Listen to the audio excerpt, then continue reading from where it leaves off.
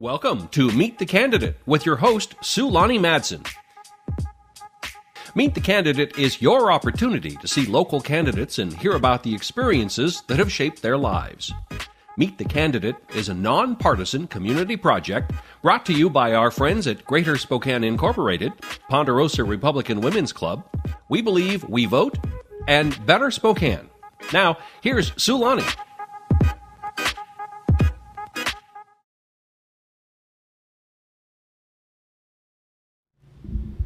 Hey, welcome to Meet the Candidate.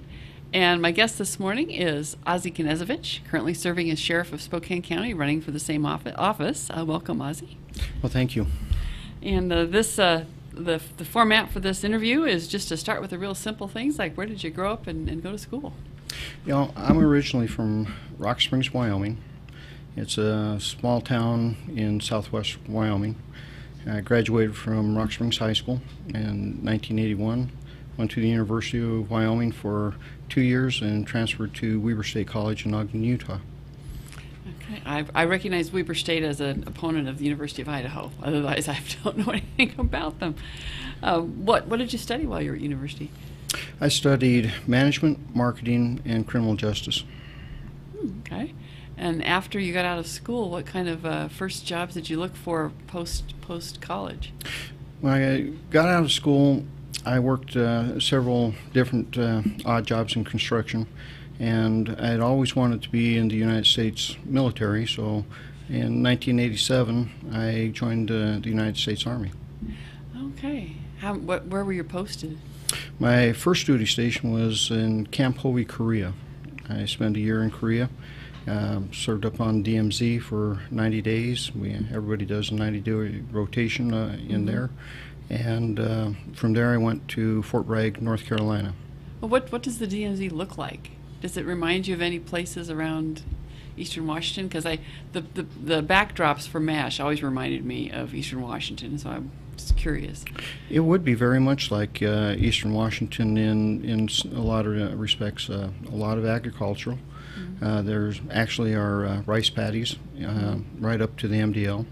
So there's a lot of agriculture in that area, and the people of South Korea are really, really good to the military.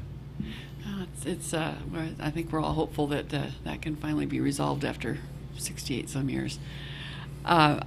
Going back to first jobs again. When you were a kid, what kind of a first job did you have? You know, one of the first jobs I ever had was working for my dad.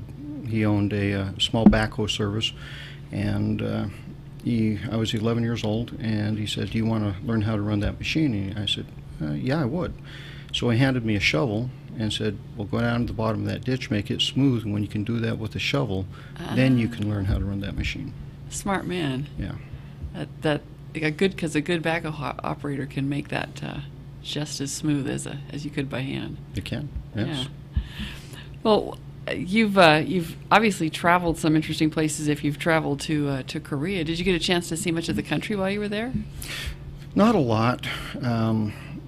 When you're in country, you have to have what is called a warrior pass to get on and off base, and we were on deployment quite often. We didn't see too much of the country. Except for maybe on an odd weekend now and again, and that didn't happen often because, again, you're always working when you're overseas. My wife did come over to Korea during the time that I was there, and she stayed in what they called an American-style apartment, and we had our first daughter about 5 months before. No, actually, it was 5 months before she came over. My daughter was born when I was in jump school. Okay. Well, I'm glad that she was able to join you for that and get that good bonding time as a family there. What are some other activities that you've participated in over the years that have really meant something to you as you've kind of developed your attitudes towards your current job? You know, I've done a lot of volunteer work, and When I worked for the city of Rock Springs, Wyoming, I was on the mayor's Youth and Gang Violence Council.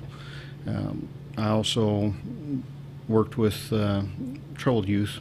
I was a school resource officer for a time and spent quite a bit of time trying to help the so-called bad kids. Yeah. The one thing I learned very well about them is they're looking for really somebody to believe in them.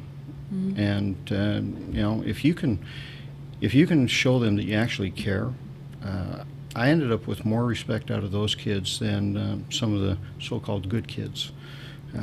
So working with the youth is one of the things I've done for a very, very long time. I've coached Little League football, Little League Pee Wee wrestling, that type of stuff. So I really spend my time trying to mentor and get the next generation ready.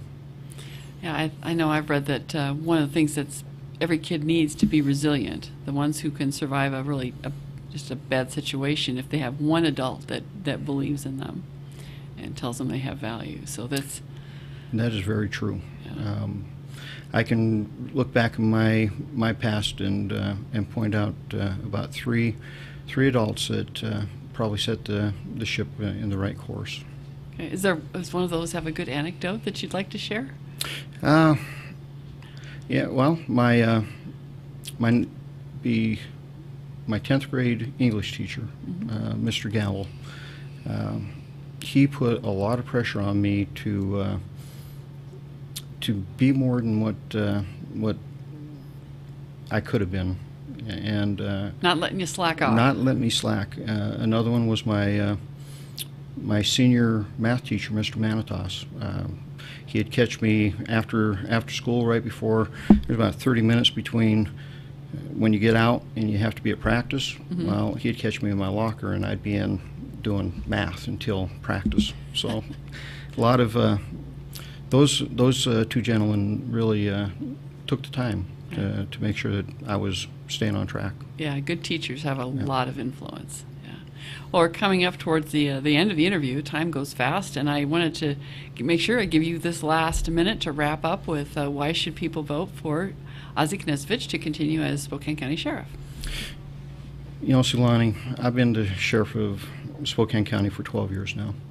Been in law enforcement for 28. I've held leadership positions from the time I was in law enforcement.